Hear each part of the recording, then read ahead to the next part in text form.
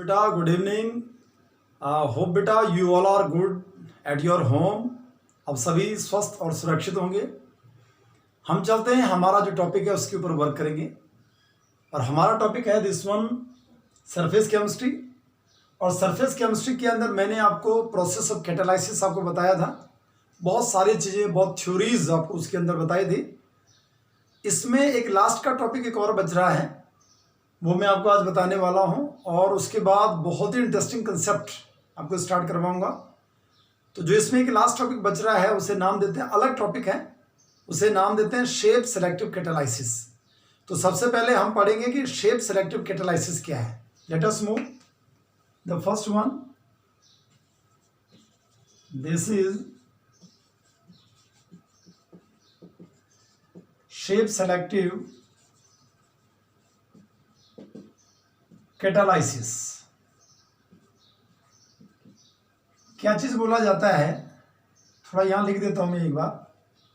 इसमें बोला जाता है कि द एक्टिविटी ऑफ कैटालिस्ट, क्या बोलते हैं बेटा ऐसे, कि द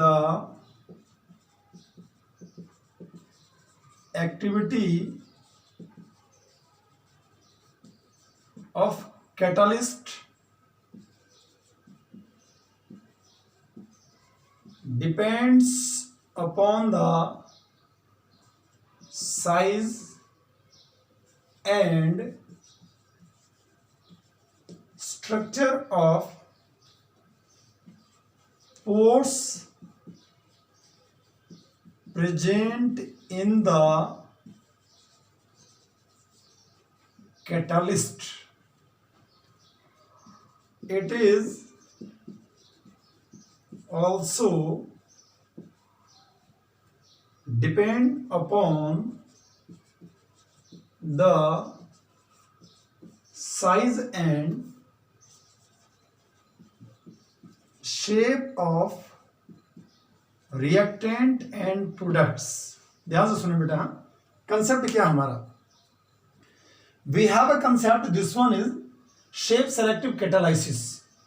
शेप सेलेक्टिव कैटालाइसिस का क्या मीनिंग है कि जो शेप सेलेक्टिव कैटालाइसिस होती है उसमें जो कैटालिस्ट है, उस कैटालिस्ट की जो एक्टिविटी है वो किसके ऊपर डिपेंड करती है। The activity of catalyst depends upon the shape या size and structure of the pore. जो पोर है, जो पोरस मीडियम यहां पे बन रहा है, उसका जो साइज है या उसका जो स्ट्रक्चर है उसके ऊपर डिपेंड करती है, या जो हमारे पास यहां जो रिएक्टेंट होगा या जो प्रोडक्ट होगा उसका शेप क्या बनता है, उसका साइज क्या बनता है, उसके ऊपर डिपेंड करता है। The phenomena is called shape selective catalysis. मतलब जो कैटालिस्ट के साइज के ऊपर, उसके जो पोर बना था उसके साइज के ऊपर, उसके स्ट्रक्चर के ऊपर, और जो रिएक्टेंट और प्रोडक्ट है उनके साइज और उनकी शेप के ऊपर क्या करता है, डिपेंड करता है। उसे नाम दिया हमने shape selective catalysis. Shape selective catalysis का जनरली अगर मैं बात करूं, अगर केमिकली इसे डिफाइन करें तो इसका जो कॉमन एग्जांपल बनता है, वो जो एग्जांपल बनता है उसका नाम है बेटा, दिस वन इज कॉल्ड, इसे नाम दिया जियोलाइट बोला बेटा। इसे क्या बोला, इसे जियोलाइट बोला। और जो जियोलाइट होता है, जियोलाइट की अगर मैं बात करूं तो जियोलाइट अपने आप में microporous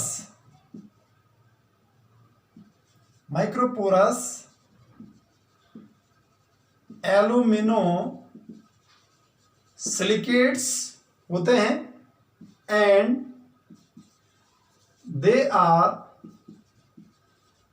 3-dimensional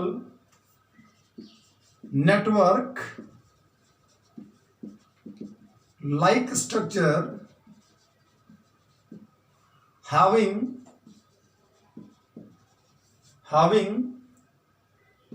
pores, having tunnels, having cavities and have honeycomb like structure having interconnected channels, बहुत क्लियर है बेटा, and the journal formula of zeolite is mx by n,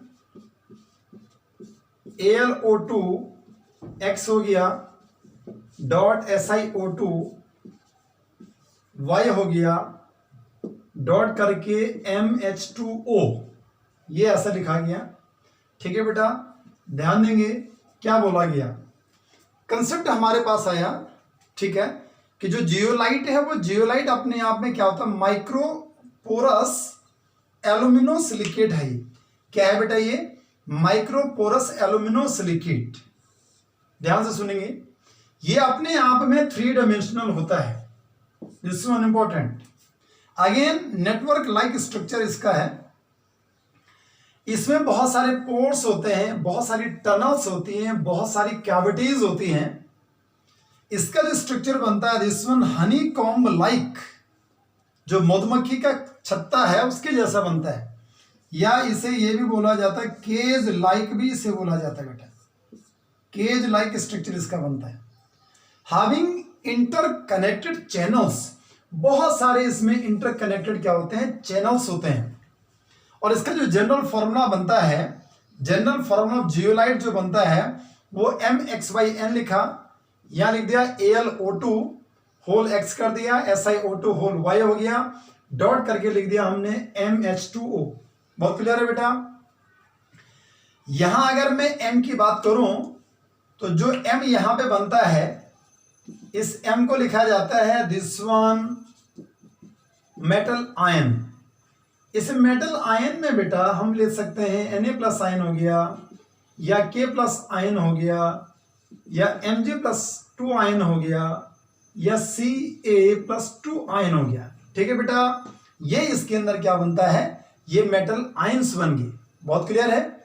दूसरा, अगर मान लो मैं m की बात करूं, स्मॉल m की अगर बात करूं तो यहां लिखूंगा मैं number of water molecules for crystallisation. ठीक है बेटा, क्या बोला, number of water molecules for crystallisation. ये हमारे पास क्या बना, दिस वन इज जियोलाइट। अगर मैं जियोलाइट का एग्जांपल अगर आपको बताऊं तो इस जियोलाइट का जो एग्जांपल बना, इसकी अगर मैं बात करूं तो इसमें बेटा जैसे मान लो एक एग्जांपल मैंने लिखा, दिस वन फ्यूजासाइट। क्या लिखा जाता है, FAUJASIT, फ्यूजासाइट हो गया, या यहां लिखा जाता है LINDE, लिंडे ए हो गया, या थर्ड नंबर अगर हम लिखेंगे तो ये बोल दिया ZSM5 हो गया। ये बेटा ये किसके एग्जाम्पल मैंने, दीज ऑल आर 1 2 3, ये अपने आप में क्या है, ये जियोलाइट के एग्जाम्पल हैं। और जो जियोलाइट होता है अगर उसकी मैं बात करूं तो जियोलाइट के अंदर की टेंडेंसी होती है, जो जियोलाइट होता है वो क्या करता है, कोई भी जो अल्कोहल है उस अल्कोहल को जनरली मिथेनॉल लिया जाता है, उस अल्कोहल को गैसोलीन प्रोडक्ट में चेंज करता है। गैसोलीन प्रोडक्ट में चेंज करने का काम किसने किया, यहां जो हमने क्या लिए थे, these all are the type of zeolite. जो जियोलाइट्स हैं having tendency to change alcohols into the gasoline product. इधर वी कैन से कि जो जियोलाइट होते हैं इनका जो यूज है वो इंडस्ट्री या जो इंडस्ट्रियल जो वर्क होता है उसमें जियोलाइट का यूज होता है। जैसे पेट्रोकेमिकल इंडस्ट्री है, पेट्रोकेमिकल इंडस्ट्री में जो हाइड्रोकार्बन्स होते हैं, हाइड्रोकार्बन्स की क्रैकिंग में, या हम ऐसा बोलें कि जो हाइड्रोकार्बन्स है उनका आइसोमराइजेशन में किसका यूज किया जाता है बेटा, जियोलाइट का यूज किया जाता है। बहुत क्लियर है बेटा। एंड द फिनोमिना इस फिनोमिना को ही क्या बोला जाता है, शेप सेलेक्टिव कैटालाइसिस।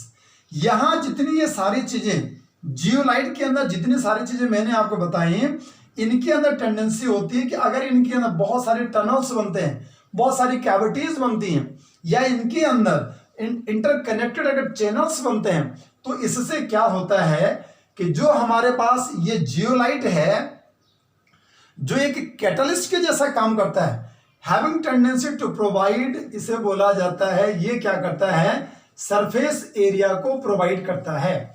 ये क्या करता है कि सरफेस एरिया देता है, किसको देता है, उस रिएक्टेंट को रिएक्शन करने के लिए। रिएक्टेंट को रिएक्शन करने के लिए सरफेस एरिया दे रहा, कौन दे रहा, बहुत सारे पोरस मीडियम है, बहुत सारे क्या है, टनल्स हैं, बहुत सारी कैविटीज हैं। उन टनल्स में, उन कैविटीज में जो रिएक्टेंट मॉलिक्यूल्स हैं, उनको बैठने के लिए वहां जगह मिल रही है, इसलिए वो अपना वर्क इजिली कर लेते हैं। और जितने भी पेट्रोकेमिकल इंडस्ट्रीज हैं, वहां पे हाइड्रोकार्बन की क्रैकिंग मैंने आपको बोला, या जो हाइड्रोकार्बन है उनके अंदर जो आइसोमरिज्म है वो हो गया, या जैसे अल्कोहल का कन्वर्जन गैसोलिन प्रोडक्ट में हो गया। ये सारी चीजें किसका वर्क होता है, it is just by zeolite. और जियोलाइट का फॉर्मूला क्या बताया, MX/N हो गया, AlO2X हो गया, SiO2Y हो गया, और MH2O। M का मतलब number of water molecules for crystallisation. The M, capital M, this one is metal ion, sodium plus ion, K plus ion, potassium ion हो गया, magnesium plus 2 ion हो गया, calcium plus 2 ion। ठीक है बेटा, तो ये था बेटा हमारे पास shape selective catalysis which depends upon the क्या लिखा है यहाँ पे, the activity of catalyst depends upon the size and structure of the pores present in the catalyst as well as depend upon the size and shape of the reactant and product। ठीक है बेटा, ये अगर मैं बोलूं आपको तो board exam के लिए ये बहुत इंपॉर्टेंट बनता है। अगर बोर्ड एग्जाम की बात करें तो उसके लिए बहुत इंपॉर्टेंट बनता है। और कॉम्पिटिटिव लेवल के अंदर अगर आपको ये बोला जाए कि भाई जियोलाइट का एग्जांपल, जियोलाइट का फॉर्मूला क्या है, ये आ सकता है, या यहाँ पे फॉजासाइट जैसा बोल दिया आपको, या लिंडे ए बोल दिया, या ZSM5 बोल दिया, तो ये अपने आप में क्या बने, जियोलाइट के एग्जाम्पल बने। ठीक है बेटा, तो ये था बेटा हमारे पास शेप सेलेक्टिव कैटालाइसिस। चलते हैं अब जो इंपॉर्टेंट कंसेप्ट है, बहुत इंपॉर्टेंट, और भी उसके ऊपर वर्क करते हैं। Let us move.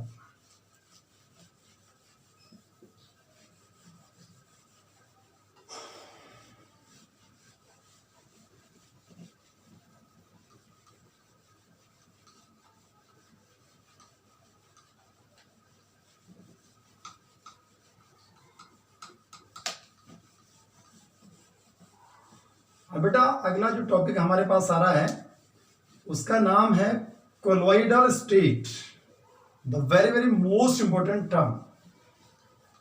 After process of catalysis, जो कैटालाइसिस का कंसेप्ट था, बहुत सारे 3-4 वीडियोस के ऊपर कैटालाइसिस के ऊपर वर्क हुआ है। अभी हम चलते हैं, and this one is colloidal state. Colloidal state क्या है, थोड़ा समझें आप इसको, क्या बोला जा रहा है।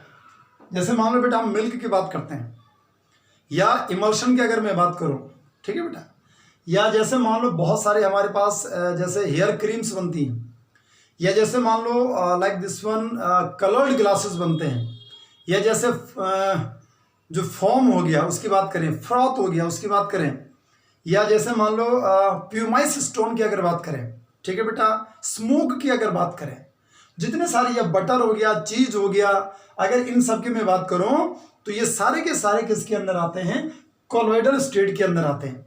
लेकिन इस कोलॉइडल स्टेट के बारे में सबसे पहले आइडिया किसने दिया, और ये होता क्या है, क्या चीज है, इसके ऊपर हम वर्क करेंगे।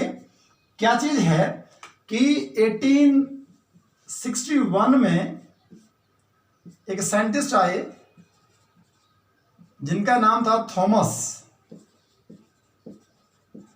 थॉमस ग्राहम नाम से एक साइंटिस्ट आए। और ये जो थॉमस ग्राहम थे, इन्होंने क्या किया, इन्होंने सब्सटेंस को कैटेगराइज किया। इन्होंने सब्सटेंस को क्या किया, कैटेगराइज किया। कैसे करके, 2 पार्ट में, कि ऐसा किया कि सब्सटेंस का सॉल्यूशन बनाया, और सब्सटेंस के सॉल्यूशन को बनाने के बाद यहां इन्होंने क्या किया, यहां लिया दिस वन पार्चमेंट मेम्ब्रेन, ठीक है बेटा। और पार्चमेंट मेम्ब्रेन लेने के बाद इन्होंने क्या किया कि सबस्टांस लिए, ठीक है बेटा, ये मेम्ब्रेन है, यहां सबस्टांस लिए। मान लो द फर्स्ट वन मैं यहां पे लिखता हूं लाइक दिस वन, यहां लिख दिया मैंने NaCl हो गया, या यहां मैं लिखता हूं लाइक दिस वन यूरिया हो गया, या यहां लिख दिया मैंने शुगर हो गया, या इसमें मैं लिखता हूं लाइक दिस वन ग्लूकोज हो गया, ठीक है बेटा, या इसमें मैंने लिख दिया दिस वन टेबल सॉल्ट हो गया, ठीक है, या इसमें मैं एसिड लिखता हूं, या इसमें बेस लिखता हूं, या सिंपली हमने क्या लिख दिया सॉल्ट लिख दिया। और इनका क्या लिया, जितनी सारी चीजें ये ली गई बाय थॉमस ग्राहम, इनका सॉल्यूशन लिया गया बेटा। इन सभी का एसिड हो गया, बेस हो गया, सॉल्ट हो गया, इनका सॉल्यूशन लिया। ये साथ में क्या कहते हैं, जैसे शुगर ले लिया, ग्लूकोज लिया, या यूरिया ले लिया, इनका क्या किया बेटा सॉल्यूशन लिया एक। नाउ द सेकंड वन, एक दूसरा इन्होंने क्या किया कि जैसे मान लो अनदर वन यहां लिया गम हो गया, या स्टार्च हो गया, या जिलेटिन हो गया, या दूसरा लिखा एल्ब्यूमिन हो गया, या सिलिसिक एसिड हो गया, ठीक है बेटा। और यहां ये पार्चमेंट मेम्ब्रेन को लिया। व्हाट ही ऑब्जर्व्ड, उन्होंने क्या बोला, उन्होंने क्या देखा कि ये जो सब्सटेंस थे प्रीवियस वन, ये इस पार्चमेंट मेम्ब्रेन को, ये अपने आप में जैसे सेमी परमेबल मेम्ब्रेन होती है उसके जैसा वर्क करती है। तो इस पार्चमेंट मेम्ब्रेन को लिया, और पार्चमेंट मेम्ब्रेन को लेने के बाद देखा कि इनका जो सॉल्यूशन था, इनका जो सॉल्यूशन था, ये सॉल्यूशन इस मेम्ब्रेन को पास कर गया था, ठीक है, पासिस। ये सबस्टांस इनके सॉल्यूशन के साथ में इस मेम्ब्रेन को पास करके आगे निकल गया। लेकिन ये जो सबस्टांस हैं जिनमें क्या कहते हैं गम हो गया, स्टार्च हो गया, जिलेटिन हो गया, या एल्ब्यूमिन हो गया, या सिलिसिक एसिड हो गया, इनका जो सॉल्यूशन था वो इस मेम्ब्रेन को पार नहीं कर पाया, या ये पास करके आगे नहीं निकला। इन्होंने बोला कि वो जो सबस्टांस जो इस पार्चमेंट मेम्ब्रेन को पास करके आगे जा रहे हैं, दीज आर कॉल्ड, इनको नाम दिया दीज आर कॉल्ड क्रिस्टलोइड्स। और ये जो बाद वाले थे जो इस मेम्ब्रेन को पास करके आगे नहीं जा रहे थे, उनको नाम दिया these are called colloids. Yes and no बेटा, समझो आप क्या बोला गया, मतलब हमारे पास दो टाइप के उन्होंने क्या बताए सबस्टांस बताए। एक में लिख देता हूं ए और दूसरा लिख दिया मैंने बी। ए वाले को नाम दिया क्रिस्टलोइड, बी वाले को नाम दिया कोलॉइड।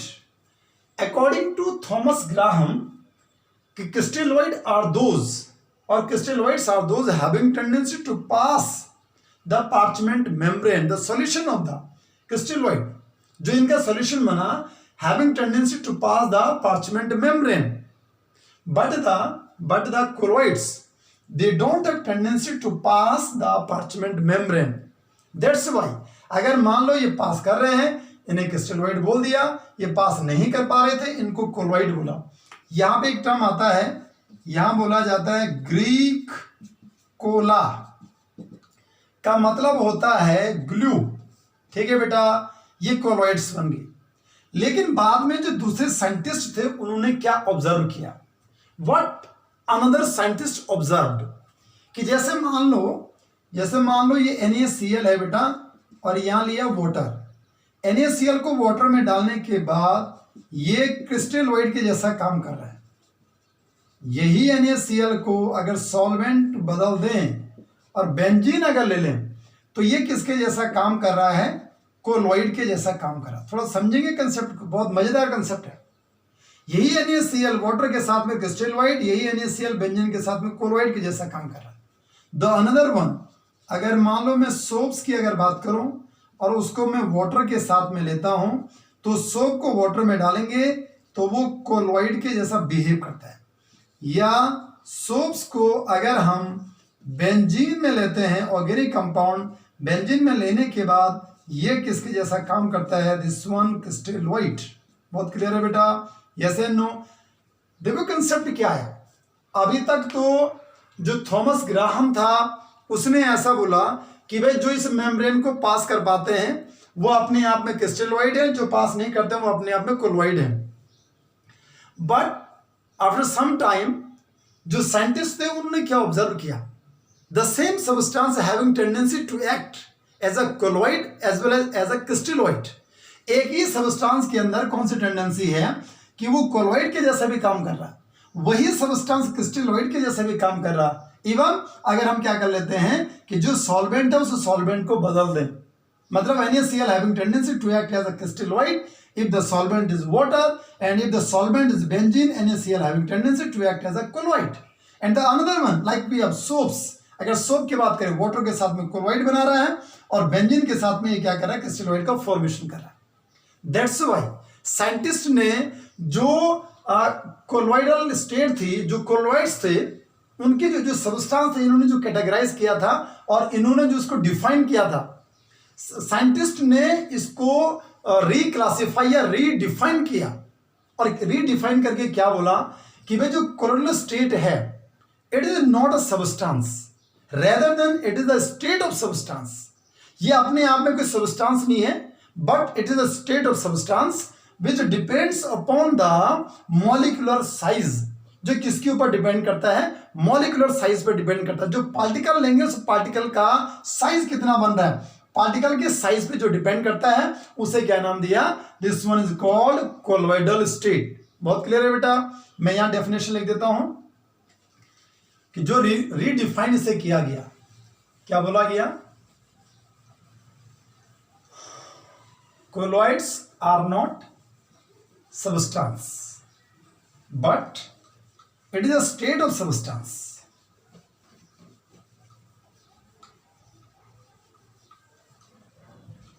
यहां लिखूंगा बेटा मैं, क्या डेफिनेशन बनेगी, this one colloid is not a substance but it is the state of substance which depends upon the molecular size। ठीक है बेटा। अब नया कंसेप्ट हमारे पास आ गया कि जो मॉलिक्यूलर साइज है उस मॉलिक्यूल के साइज को बेस मान करके हमने क्या किया कि जो सब्सटेंस थे उनको क्या किया, कैटेगराइज किया। मतलब कि जो कोलॉइड है वो कोई सब्सटेंस नहीं, रेदर देन वो स्टेट ऑफ सब्सटेंस है। पार्टिकल की रेंज डिपेंड करेगा कि वो कोलॉइडल फॉर्म में है या कोलॉइडल फॉर्म में नहीं है। बहुत क्लियर है बेटा। तो जब हमारे पास ये डेफिनेशन आई, इसके बाद जो सॉल्यूशंस हैं उनको कैटेगराइज किया गया। तो देखो आप बेटा सॉल्यूशन को कैसे करके कैटेगराइज किया गया। यहां पे सॉल्यूशन को कैटेगराइज किया, द फर्स्ट वन या 3 टाइप से कैटेगराइज किया गया। और यहां मैं लिख दूंगा, यहां लिखूंगा मैं टाइप्स ऑफ सॉल्यूशन। क्या लिखेंगे बेटा, this one types of solution लिखेंगे। और इसमें सबसे पहले आता है दिस वन इज कॉल्ड, इसे बोला गया true solution. Now the second one this one is called colloidal solution. Now the third one, इसे नाम दिया, this one is called suspension. ठीक है बेटा। The first one true solution, the second one colloidal solution, the third one suspension. जो true solution है ये अपने आप में होमोजेनस होता है। जो कोलॉइडल सॉल्यूशन बनता है इट सीम्स ये होमोजेनस लगता है लेकिन होमोजेनस नहीं है। दिस वन ये हेट्रोजेनस है, अगेन दिस वन हेट्रोजेनस बनता है बेटा। ठीक है, ये आया ट्रू सॉल्यूशन, होमोजेनस है। कोलॉइडल सॉल्यूशन जो है वो हेट्रोजेनस है, सस्पेंशन जो है वो हेट्रोजेनस है। ठीक है बेटा, ध्यान देंगे आप लोग। होमोजेनस की अगर मैं बात करूं तो इसका जो एग्जांपल बनता है, जैसे मान लो NaCl, और NaCl को हमने किस में डिसॉल्व कर दिया, वाटर में डिसॉल्व किया। This one NaCl solution. ठीक है बेटा। ये जो NaCl का सॉल्यूशन है, इसके अंदर जो पार्टिकल्स होते हैं उनके अंदर कोई भी विजिबिलिटी नहीं होती है। यहां भी अगर ये इवन जो अल्ट्रा माइक्रोस्कोप है वहां से भी विजिबिलिटी नहीं होती है। और जो हमारे पास कोलोइडल सॉल्यूशन होते हैं जो हेट्रोजेनस नेचर के हैं, इनके अंदर जो विजिबिलिटी बनती है जब अल्ट्रा माइक्रोस्कोप लेते हैं तब इनके अंदर क्या बनती है, विजिबिलिटी बनती है। और जो हेट्रोजेनस सस्पेंशन की मैं बात कर रहा हूं, ये अपने आप में हेट्रोजेनस है और इनके अंदर क्या बनती है, विजिबिलिटी बनती है। इधर इवन नेकेड आइज की अगर बात करें या अगर हम ये बोलें कि माइक्रोस्कोप का अगर आप यूज कर रहे हैं, ठीक। अगर मैं यहाँ पे बोलूँ कि पार्टिकल की रेंज अगर बोलें तो जो ट्रू सॉल्यूशन होता है उसमें, या इसकी एग्जांपल अगर मैं बोलूँ, इसके तो बहुत सारे आपको बताने हैं लेकिन इसमें मैं अभी आपको एक ही बता रहा हूँ। जैसे मिल्क मैंने आपको बता दिया। अगर यहाँ हेट्रोजेनस की अगर मैं बात करूँ सस्पेंशन, तो जैसे मान लो हम क्या बोलते हैं, वी हैव डस्ट पार्टिकल्स। क्या बोलते हैं बेटा, डस्ट पार्टिकल्स बोलते हैं। और किसके अंदर, प्लस वाटर के अंदर इसे बोला जाता है। अगर मैं यहाँ पे पार्टिकल का रेंज अगर मैं बोलूँ तो यहाँ पे पार्टिकल रेंज जो होता है लेस देन 1 नैनोमीटर, किसके केस में, in the case of true solution. अगर कोलोइडल सॉल्यूशन की अगर बात करते हैं तो पार्टिकल की रेंज 1 नैनोमीटर से लेकर के 1000 नैनोमीटर।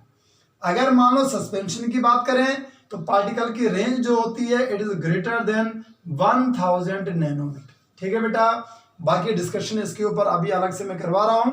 तो ये तो बना बेटा हमारे पास टाइप ऑफ सॉल्यूशन। पहले बोला हमने ट्रू सॉल्यूशन, दूसरा बोला कोलोइडल बोला, तीसरा बोला सस्पेंशन। पार्टिकल की range less than 1 nanometre, then this one true solution in between 1 nanometre to 1000 nanometre, then we can say that this one is called colloidal. And if the particle range greater than 1000 nanometer, then this one is called suspension. ठीक है बेटा, याद रखेंगे ये पहले वाला homogeneous है, बाकी के दोनों क्या है, हेट्रोजेनस है। बहुत क्लियर है। अब क्या करेंगे बेटा, यहां पे जो पार्टिकल का साइज है वो पार्टिकल का साइज मैं लिख देता हूं। यहां पे देखिए आप क्या है, यहां लिखूंगा मैं नाउ पार्टिकल साइज। उसका थोड़ा इंटर कन्वर्जन में मैं आपको बता दूंगा इंटर कन्वर्जन्स क्या क्या है। देखो ध्यान रखेंगे कि अगर मैं यहाँ पे लिखूँ कि 1 नैनोमीटर इक्वल टू, तो क्या लिखेंगे 10⁻⁹ मीटर। अगर मैं लिख दूँ कि 1 एंगस्ट्रॉम तो लिखेंगे 10⁻10 मीटर। अगर यहाँ बोल दिया कि 1 पिकोमीटर अगर बोला तो 10⁻12 मीटर बोल दिया। ये बच्चों सभी को ध्यान होना चाहिए, ये इंटर कन्वर्जेंस आपको याद होना चाहिए। तो अगर मान लो मैं यहाँ पे पार्टिकल साइज लिख रहा हूँ और यहाँ लिख दिया मैंने दिस वन ट्रू सॉल्यूशन हो गया, यहाँ लिख दिया बेटा मैंने कोलोइडल सॉल्यूशन हो गया, यहाँ लिखा दिस वन सस्पेंशन हो गया बेटा। ठीक है, 1 2 और 3। तो वही देखें आप, सबसे पहले मैं लिख रहा हूँ कि पार्टिकल की रेंज लेस देन 1 नैनोमीटर। यहाँ क्या लिखा, 1 नैनोमीटर से लेकर के 1000 नैनोमीटर। यहाँ क्या लिखा, ग्रेटर देन 1000 नैनोमीटर। नैनोमीटर को मीटर में चेंज कर दूं, लेस देन 10⁻⁹ मीटर, है ना, जैसे ही बताया। यहाँ लिखूंगा दिस वन 10⁻⁹ मीटर से लेकर के, और यहाँ पे कितना हो गया आपका 10⁻³ ये है और 9 ये है, तो यहाँ लिखूंगा 10⁻⁶ मीटर, इसे लिख दूंगा। यहाँ लिखूंगा this one greater than 10⁻⁶ metre, इसे लिख देंगे। माइनस का लिखेंगे बेटा यहाँ पे, ठीक है, माइनस का, क्योंकि कैसे करके कन्वर्ट करेंगे कि जो हमारे पास 1 नैनोमीटर है बराबर 10⁻⁹ इतना मीटर बन गया। हमने नैनोमीटर को किस में चेंज करना है, मीटर में चेंज करना है। ठीक है, तो 1 नैनोमीटर इक्वल टू 10⁻⁹ मीटर बन गया। इसका मतलब यहाँ हमारे पास जो 1 नैनोमीटर है वो किसके बराबर जा रहा है, 10⁻⁹ मीटर के बराबर। और अगर हम यहाँ पे क्या करते हैं 10⁻3, अगर हमारे पास कितना है 10⁻3, यहाँ पे नैनोमीटर अगर बन रहा है तो ये बराबर कितना बनेगा 10⁻⁹ हो गया। ठीक है, और इनटू क्या कर देंगे 10⁻3, जो बराबर कितना बनेगा 10⁻⁻6 कितना बन जाएगा, मीटर बन जाएगा। ठीक है, 1 नैनोमीटर इक्वल टू इतना हो गया, तो इतना नैनोमीटर बराबर कितना हो गया 10⁻3 से मल्टीप्लाई किया, जो इतना आ गया। या अगर मान लो आप पिकोमीटर की अगर बात करते हैं तो angstrom 1 angstrom equal to 10⁻10 metre बनता है। इसलिए अगर मान लो आप इसे क्या कर रहे हैं 10⁻10 माइनस का 10 मीटर बना, और ये माइनस का कितना बना 9 मीटर बन गया। ठीक है बेटा, तो अगर आप एंगस्ट्रॉम को मीटर को अगर आप किस में चेंज कर रहे हैं, एंगस्ट्रॉम में चेंज कर रहे हैं, तो 10⁻10 यहाँ है, 10⁻9 यहाँ पे है। दैट्स वाई यहाँ कितना आ जाएगा, दिस वन 10 एंगस्ट्रॉम आएगा बेटा। ठीक है, यहाँ कितना बनेगा, दिस वन 10 एंगस्ट्रॉम यहाँ बनेगा, और अगर यहाँ पे 10 एंगस्ट्रॉम बनेगा तो यहाँ जा करके बनेगा आपका 10 हो गया, और ये कितना बना था 10⁻9 हो गया। यहाँ बनेगा 10⁻ दिस वन 4 एंगस्ट्रॉम, यहाँ लिखेंगे 10⁻4 एंगस्ट्रॉम से ग्रेटर लिख देंगे दिस वन। ठीक है बेटा, या अगर पिकोमीटर की अगर बात करें तो यहाँ लिखूंगा 10⁻3 पिकोमीटर बन जाएगा बेटा। यहाँ बनेगा दिस वन 10⁻3 पिकोमीटर से लेकर के यहाँ बनेगा 10⁻6 पिकोमीटर हो गया। ठीक है, और यहाँ लिखेंगे बेटा ग्रेटर देन 10⁻6 पिकोमीटर। तो ये इंटर कन्वर्जन बच्चों आपको याद होना चाहिए, कैसे करके इसको इंटर कन्वर्ट किया गया है, ये सभी बच्चों को ध्यान होना चाहिए। ठीक है, ये टेबल मैंने आपको बना करके दे दी है, बाकी आप इसे यहाँ से सॉल्व करके इसे कंप्लीट कर सकते हैं। ठीक है बेटा, तो ये तो बना बेटा हमारे पास पार्टिकल का साइज बना दिया। ठीक है, पार्टिकल के साइज कंप्लीट होने के बाद अब हम ऐसा करते हैं कि यहाँ एक डिफरेंस देखते हैं, और जो डिफरेंस बनेगा किसके अंदर, जो ट्रू सॉल्यूशन है या जो कोलॉइडल सॉल्यूशन है और जो सस्पेंशन है, इनके अंदर क्या क्या डिफरेंस बन रहा है। Let us move one by one.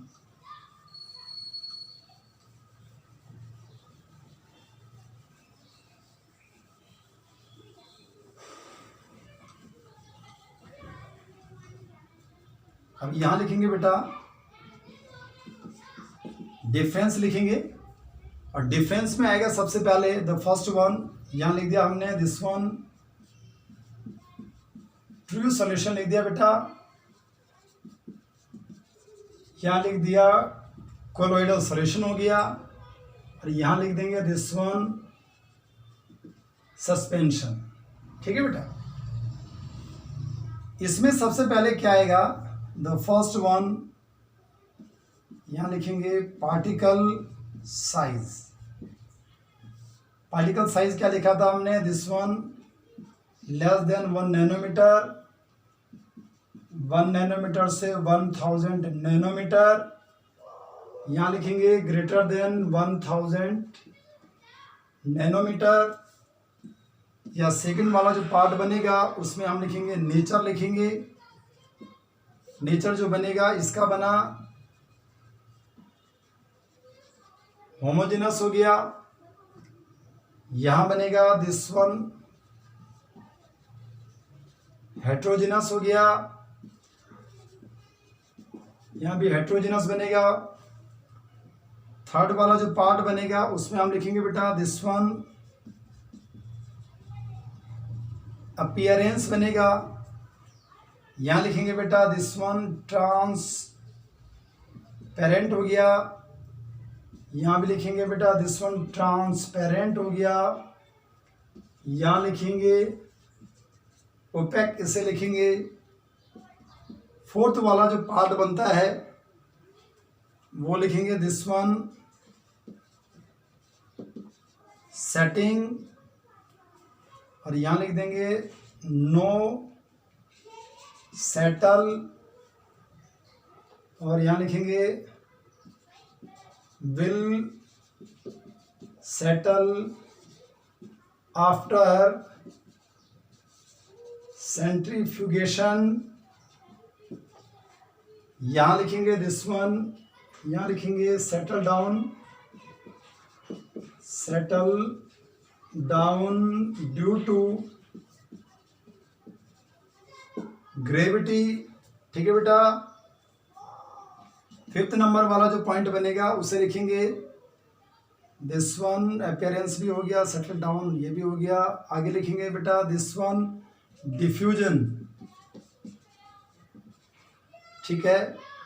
यहाँ लिखेंगे रैपिडली डिफ्यूजेज, यहाँ लिखेंगे this one slowly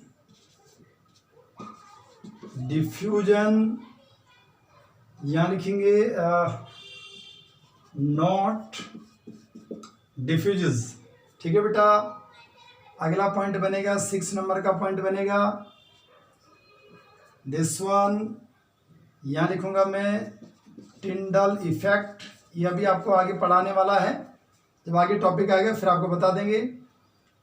Tyndall effect में लिखूंगा बेटा यहाँ लिखेंगे नॉट शो, यहाँ लिखेंगे शोज, यहाँ लिखेंगे मे शो। इसके बाद 7th नंबर यहाँ लिखेंगे दिस वन, ये भी सिखाने वाला है, दिस वन ब्राउनियन मूवमेंट, यहाँ लिखेंगे नॉट शो, यहाँ लिखेंगे शोज, यहाँ लिखेंगे अगेन यहाँ भी लिखेंगे शोज, ठीक है बेटा। या 8th नंबर में हम लिखेंगे सेपरेशन को मैं ऊपर लिख देता हूं।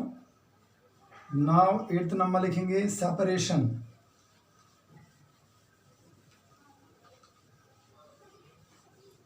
8th नंबर आया यहाँ पे दिस वन सेपरेशन। पहला लिखेंगे ऑर्डिनरी सेपरेशन, ठीक है। यहाँ पे लिखेंगे नॉट पॉसिबल, यहाँ लिख देंगे this one again not possible colloidal में, यहाँ लिख देंगे दिस वन पॉसिबल। सेकंड वाला पार्ट लिखेंगे दिस वन अल्ट्रा सेपरेशन, यहाँ लिखेंगे नॉट पॉसिबल, यहाँ लिख देंगे दिस वन पॉसिबल आ जाएगा अब इसमें, और यहाँ लिखेंगे अगेन बेटा पॉसिबल, ठीक है। तो ये हमारे पास ये पॉइंट बने। या एक और लिख देते हैं दिस वन विजिबिलिटी, एक पॉइंट और आएगा विजिबिलिटी, उसे लिखेंगे। और 9th नंबर का पॉइंट बना दिस वन विजिबिलिटी में क्या हुआ, यहाँ लिखेंगे नॉट विजिबल, यहाँ लिखेंगे सीन बाय अल्ट्रा माइक्रोस्कोप, या इसमें भी लिखेंगे having tendency of scattering of light, यहाँ बनता है, ठीक है। To show the phenomena of scattering of light by the which the path of beam becomes visible, यहाँ बोला जाता है टिंडल इफेक्ट का कंसेप्ट बनता है। यहाँ लिखेंगे सीन बाय नेकेड आईज और बाय माइक्रोस्कोप, ठीक है बेटा। ये बना बेटा हमारे पास, ये तो बना बेटा हमारे पास कि कैसे करके हमने ट्रू सॉल्यूशन हो गया, कोलोइडल सॉल्यूशन हो गया, सस्पेंशन हो गया, इनको हमने क्या किया डिफरेंशिएट कर दिया, ठीक है बेटा। Yes and no. तो यहां से हमने क्या किया कि भाई कोलोइडल स्टेट क्या है, और कोलोइडल स्टेट को हमने कैसे करके कैटेगराइज किया, मतलब कैसे करके हमने बोला कि ट्रू सॉल्यूशन क्या होता है, कोलोइडल सॉल्यूशन क्या होता है, और सस्पेंशन क्या होता है, और जो कोलोइडल सॉल्यूशन होते हैं उनके अंदर क्या क्या कैरेक्टर्स होते हैं, पार्टिकल की रेंज सारी आपको बता दी है, ठीक है बेटा। अब चलते हैं, इसके बाद 2 पॉइंट हमारे पास बनते हैं, उसे नाम दिया जाता है disperse phase and dispersion medium. आगे चलते हैं बेटा। Now 2 important terms, the first one dispersed phase and the second one dispersion medium. यहां दो इंपॉर्टेंट टर्म आ रहे हैं। The first one disperse phase या डिस्पर्स्ड भी बोलते हैं। The first one dispersed phase, DP से बोला। Now the second one dispersion medium. ठीक है बेटा, फेज कौन है? जो मीडियम में क्या होगा? डिस्पर्स होगा। तो it is a phase having tendency to disperse into the medium। कि डिस्पर्स फेज कौन होती है? जिसके अंदर मीडियम के अंदर डिस्पर्स होने की टेंडेंसी है। और डिस्पर्शन मीडियम कौन होगा? It is the medium having tendency to disperse the particles of dispersed phase। कि जो डिस्पर्शन मीडियम है उसके अंदर कौन सी टेंडेंसी होती है? कि डिस्पर्स फेज के जो पार्टिकल्स होते हैं, ठीक है, डिस्पर्स फेज के जो पार्टिकल्स होते हैं उनको डिस्पर्स करने की टेंडेंसी होती है। इट लुक्स लाइक, ये किसके जैसा काम करता है? ये सॉल्वेंट के जैसा काम करता है। ये किसके जैसा काम करता है बेटा? ये सॉल्यूट के जैसा काम करता है। ठीक है बेटा, इसे हम इंटरनल भी बोलते हैं और इसे हम क्या बोलते हैं? This one outer. ठीक है, ये इंटरनल और आउटर को हम और क्या बोल देंगे? एक्सटर्नल भी इसे बोलते हैं बेटा। ठीक है बेटा, ये बना डिस्पर्स्ड फेज बना, इसे क्या नाम दिया? Dispersion medium. जैसे मान लो हम ऐसा करते हैं कि जैसे सिल्वर हो गया, और सिल्वर को हम किस में डिसॉल्व करते हैं? वाटर में। ठीक है बेटा, ध्यान से सुनेंगे कि हमारे पास ये कंटेनर है और इस कंटेनर में बेटा हमारे पास जो सिल्वर है उसको हमने उसका सॉल्यूशन तैयार किया। और कैसा सॉल्यूशन तैयार किया हमने? कि यहाँ हमने सिल्वर ले लिया, ये सारा बाकी का क्या है? दिस वन वाटर है। तो इसमें आपको ध्यान रखना है कि जो ये वाटर है ये अपने आप में डीएम के जैसा काम कर रहा है, डिस्पर्शन मीडियम के जैसा काम कर रहा है। और ये जो सिल्वर है ये डिस्पर्स फेज के जैसा काम कर रहा है। ठीक है बेटा, ध्यान देंगे आप। यस एंड नो, कैसे करके हम डिस्पर्स फेज वो होता है जो डिस्पर्शन मीडियम में जाता है। ठीक है ना, और डिस्पर्शन मीडियम कौन है? जो डिस्पर्स फेज को अपने अंदर ले रहा है। दिस वन, इसे हम बोलते हैं एक्सटर्नल, इसे बोलते हैं internal.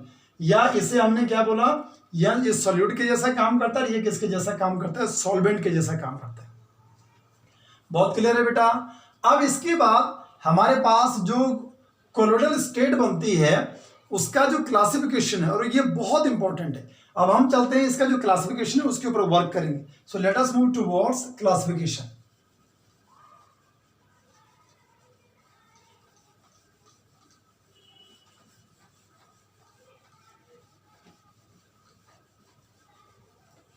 Now let us move towards classification। तो लिखते हैं बेटा क्लासिफिकेशन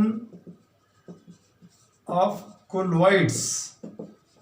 जो कोलोइड्स हैं उन कोलोइड्स का हमने क्या करना है? क्लासिफिकेशन करना है। और पहले वाला जो पार्ट बनता है द फर्स्ट वन, इसे मैं यहां लिख देता हूं। द फर्स्ट वन यहां लिखूंगा classification on the basis of physical state of dp and dm। ध्यान से सुनेंगे बेटा, डिस्पर्स्ड फेज हो गया और डिस्पर्शन मीडियम का फिजिकल स्टेट कौन सा है? फिजिकल स्टेट को बेस मान करके हमने जो कोलोइड्स हैं उन कोलोइड्स को हमने क्या करना है? क्लासिफाई करना है। So let us move. इनमें आप देखेंगे याद रखने वाले हैं सारे जितना किसी बच्चे को याद रह जाता है उतना उसका फायदा होना है। So let us move. हम क्या करेंगे? यहाँ टाइप्स बनाते हैं। सबसे पहले मैं लिखूंगा दिस वन डिस्पर्स्ड फेज लिख देते हैं, dispersed phase. Now the second one dispersion medium, यहाँ लिखूंगा this one type of colloid हो गया बेटा, और यहाँ लिखेंगे दिस वन एग्जाम्पल्स। ठीक है बेटा, यहाँ ये एग्जाम्पल्स बन जाएंगे। सबसे पहले डिस्पर्स फेज को लिखते हैं लाइक दिस वन, ये सॉलिड लिखा, ये भी सॉलिड, ये भी सॉलिड। ठीक है, इसके बाद ये लिक्विड हो गया, ये लिक्विड हो गया, ये लिक्विड हो गया, और फिर लिखेंगे दिस वन, ये गैस हो गया और ये गैस हो गया। यहाँ लिखेंगे सॉलिड हो गया, लिक्विड हो गया, गैस हो गया। इसके साथ में कनेक्ट कर लेता हूँ, इससे कन्फ्यूजन ना रहे। फिर आएगा हमारे पास सॉलिड हो गया, लिक्विड हो गया, गैस हो गया, फिर अगेन सॉलिड हो गया और लिक्विड हो गया।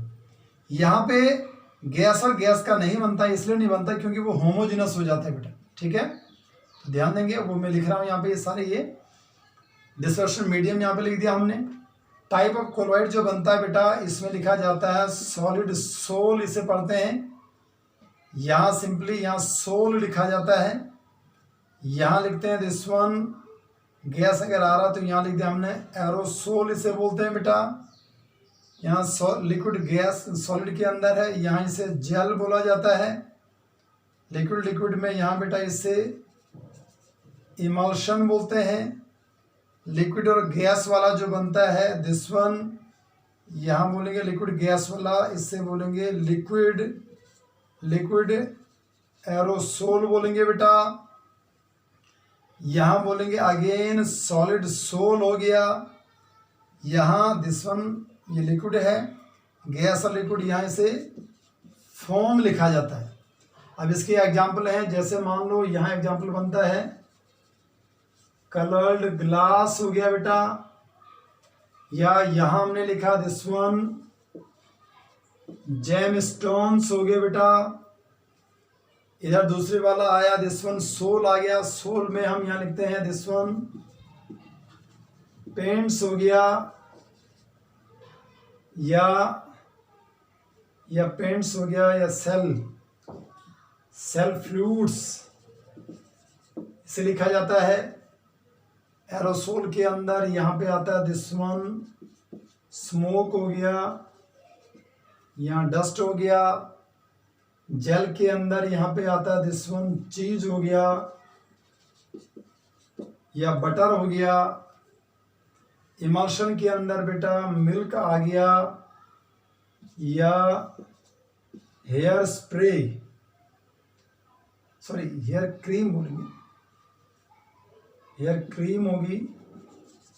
ठीक है, हेयर क्रीम होगी।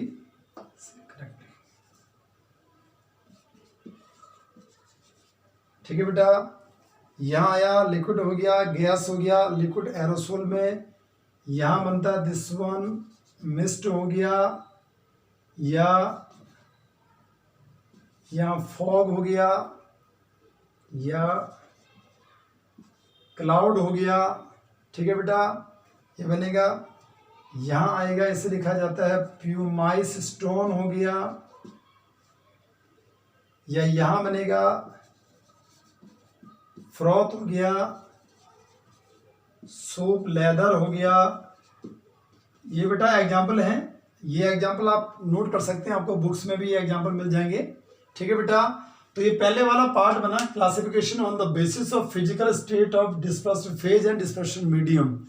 अगर डिस्पर्स्ड फेज और डिस्पर्शन मीडियम का फिजिकल स्टेट अगर देखें तो हमारे पास जो टोटल नंबर में जो कोलॉइड्स है उनको हमने कैटेगराइज किया, कितने होंगे 1 2 3 4 5 6 7 और 8 बने। 9th नंबर वाला नहीं बना। क्यों नहीं बना? क्योंकि अगर 9th नंबर वाला अगर आप गैस का बनाना चाहते हैं तो उस कंडीशन में वो कैसा बनेगा, होमोजेनस। और आपको तैयार कैसे करना है, हेट्रोजेनस की हम बात करते हैं। जो कोलॉइड्स होते हैं वो अपने आप में कैसे होते हैं, हेट्रोजेनस नेचर के होते हैं। तो ये तो आया बेटा पहला number, classification on the basis of physical state. Second वाला पार्ट लिखते हैं क्लासिफिकेशन का, और वो लिखेंगे classification on the basis of dispersion medium.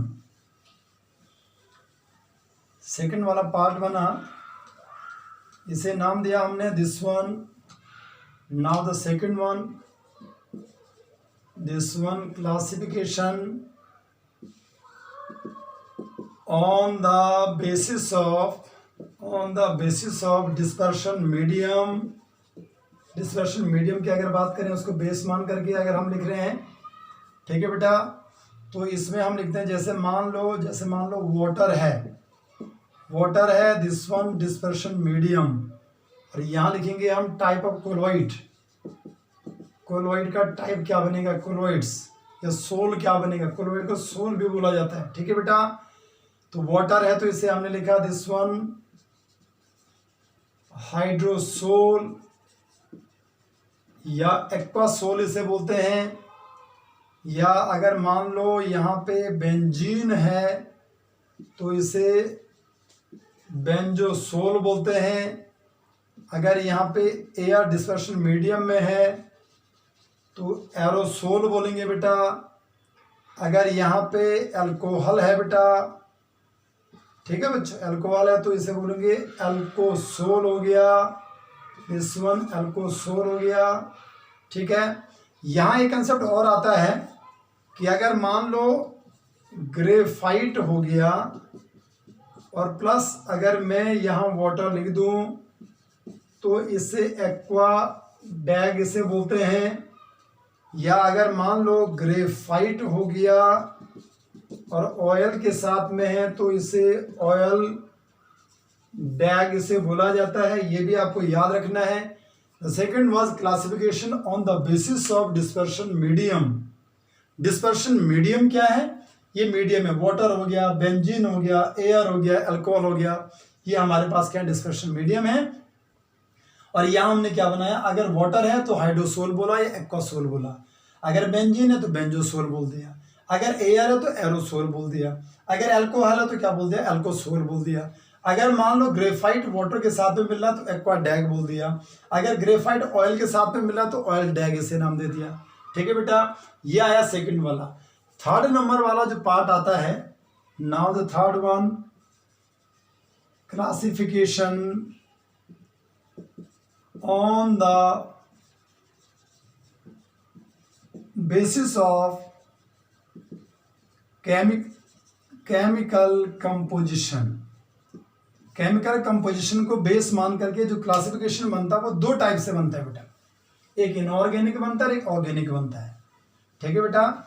तो सबसे पहले लिखेंगे inorganic colloids, the first one, पहला पार्ट जो बनेगा यहाँ लिख देंगे इनऑर्गेनिक कोलोइड्स बेटा, इसमें बनता है, ठीक है, जिसके अंदर सबसे पहले मेटल्स आते हैं। द फर्स्ट वन, ए की अगर बात करें तो इसमें आगे मेटल्स में जैसे कॉपर हो गया, सिल्वर हो गया, गोल्ड हो गया, प्लेटिनम हो गया, ये इसके अंदर आते हैं।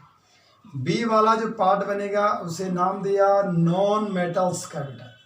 नॉन मेटल्स के अंदर जैसे सल्फर हो गया, जैसे आयोडीन हो गया, जैसे ग्रेफाइट हो गया, ये इसके अंदर आ गए। सी वाला जो पार्ट बनता है उसे नाम दिया जाता है सोल ऑफ ऑक्साइड या सल्फाइड, ठीक है बेटा, ये बनते हैं। और जैसे इसमें आता है लाइक दिस वन TiO2 हो गया, SnO2 हो गया, FeOH होल थ्राइस हो गया, या AlOH होल थ्राइस हो गया, या CrOH होल थ्राइस हो गया, ये सारे के सारे इसके अंदर आते हैं, सब याद रखने वाला है। डी वाला पार्ट बनेगा this one sols of salt, यहाँ बनता है जैसे AgBr हो गया या AgI हो गया, ठीक है बेटा, या यहाँ मैं लिख देता हूँ लाइक दिस वन, यहाँ बनेगा Sb2S3 हो गया या As2S3 हो गया, ये बेटा इसके अंदर आएंगे। This one sols of salt बन गए, ठीक है बेटा। 1 2 3 एंड 4 पार्ट इसके अंदर बने। ये कैसे हैं बेटा, these are inorganic.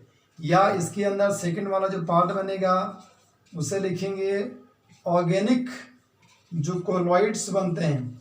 Organic colloids के अंदर जो बनेगा सबसे पहले आया हमारे पास यहाँ लिखा जाता है बेटा होमोपोलर पोलर। तो होमोपोलर कौन होते हैं? जैसे मान लो sol of rubber in benzene. ठीक है बेटा, ये अपने आप में ध्यान देंगे, ये सोल जो है, सॉरी जो ये रबर है, इसके ऊपर सेम चार्ज रहता है। सेम चार्ज का मतलब ये नेगेटिवली चार्ज रहता है, ये भी आपको याद रखना है। दूसरा आता है, यहाँ बोला जाता है हाइड्रोक्सी सोल बोला जाता है, और इसके अंदर जो आता है वो आता है स्टार्च सोल आता है बेटा। ठीक है बेटा, तो ये बना ऑर्गेनिक वाला जो कोलोइड्स है। ठीक है बेटा, इसके अंदर होमोपोलर आ गया, दूसरा आ गया हाइड्रोक्सी सोल आ गया। ठीक, अब चलते हैं, जो अगला कंसेप्ट आता है 4th नंबर वाला, वो आता है classification on the basis of charge. ठीक है, 4th वाला पार्ट जो बना, this one classification on the basis of charge. अगर चार्ज की अगर बात करें तो चार्ज को बेस मान करके जो कोलॉइड्स हैं उनको 2 कैटेगरीज में क्या किया, कैटेगराइज किया। पहले नंबर का नाम बोलते हैं पॉजिटिव, दूसरे वाले को बोलते हैं नेगेटिव। ठीक है बेटा, ध्यान देंगे, पूरा का पूरा टॉपिक जो मैंने आज आपको बताया वो सारा का सारा याद करने वाला है। अगर आपको याद कर सकते हैं आप, तो ही आपको इसमें पता चलेगा आपने क्या क्या करना। बहुत कुछ समझाने के लिए नहीं था इस वीडियो में, यहाँ याद करने वाली चीजें हैं, फटाफट मैं यहाँ लिख रहा हूँ, आपको भी याद करना आपको आना चाहिए। ठीक है, तो इसमें क्या लिखा है बेटा, सबसे पहला पार्ट बनेगा इसका दिस वन 4th नंबर में पॉजिटिव सोल्स या कोलॉइड्स जिसे बोलते हैं। इसमें आया बेटा हमारे पास जैसे ऑक्साइड्स हो गए और दूसरा हाइड्रोक्साइड्स। ठीक है बेटा, तो ऑक्साइड्स एंड हाइड्रोक्साइड्स में जैसे हमने अभी लिया था SnO2 हो गया, या TiO2 हो गया, या FeOH होल थ्राइस हो गया, या AlOH होल थ्राइस हो गया, या यहाँ से और क्या लिया था CrOH होल थ्राइस हो गया। ये ऑक्साइड और क्या बन गया, हाइड्रोक्साइड बने।